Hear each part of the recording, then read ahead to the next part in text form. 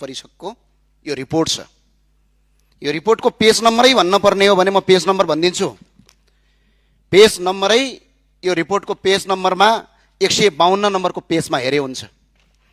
स्पष्ट भनेको छ महालेखा परीक्षक कार्यालयले इभी गाडीहरुमा जुन मोटर छ त्यो मोटरको तपाईको क्षमतालाई तलमाथि गरेर मात्रै तातो पानी र कोरला नाका र रसुवा गढीबाट मात्रै 2,80,83,16,00,000 रुपैयाँ अघिल्लो सरकारले छुट दियो। त्यसको छानबिन गर भनेको छ।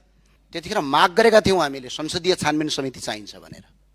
आज यो सत्ताको कुर्सी गजबको हुँदो रहेछ। यताबाट उता जाने बित्तिकै त्यो सब कुरा बिर्सिने रहेछ। यो भन्सारको कर छलीको कुरामा अर्थमन्त्रीज्यूले सम्म संसदीय समितिमा गएर झुट बोल्नु भएको छ। सम्माननीय सभामुख महोदय, म आज जानकारी गराउन चाहन्छु। सुशासनको पक्षमा हामीले कुनै समय सम्माननीयज्यू पनि संसदको सदस्य हुँदै गर्दा हामीले हरियो रिबन बाँधेका थियौं, आन्दोलन पनि गरेका थियौं। त्यतिखेर माग गरेका थियौं हामीले संसदीय छानबिन समिति चाहिन्छ भनेर। आज यो सत्ताको कुर्सी गजबको हुँदो रहेछ। यताबाट उता जाने बित्तिकै त्यो सब कुरा बिर्सिने रहेछ। यो भन्सारको कर छलीको कुरामा अर्थमन्त्रीज्यूले सम्म संसदीय समितिमा गएर झुट बोल्नु भएको छ। हामीले संसदीय छानबिन समिति माग गरेको भनेको रहरका लागि होइन, अर्थमन्त्रीज्यूलाई काम गर्न दिनुहुन्न भन्ने हामी मान्यतामा छैनौं। सम्माननीय सभामुख महोदय, मेरो हातमा आज यो महालेखा परिषदको यो रिपोर्ट छ। यो रिपोर्टको पेज नम्बरै भन्न पर्ने हो भने म पेज नम्बर भनिदिन्छु। पेज नम्बरै यो रिपोर्टको पेज नम्बरमा 152 नम्बरको पेजमा हेरे हुन्छ।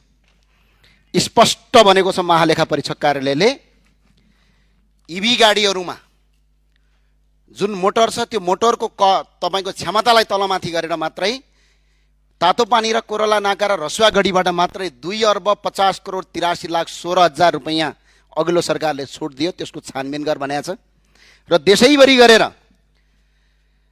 3,77,44,44,19,000 छुट महसुल तथा करका सम्बन्धमा छानबिन गरी असुल उपर गर्नुपर्छ भनेर महालेखा परीक्षकले सम्म दिएको छ रिपोर्ट। र यहाँ के हुन्छ कथा, सम्माननीय सभामुखज्यू, 14 गते 1 गतेदेखि 14 गतेसम्म 3,000 करिब सवारीहरू नेपाल भित्रिन्छन्। गाडी आउँछ 21 गते, भन्सार पास हुन्छ 14 गते भने करका दरको रेट थाहा नभइकन त्यो कसरी आयो? सबभन्दा ठुलो कुरा।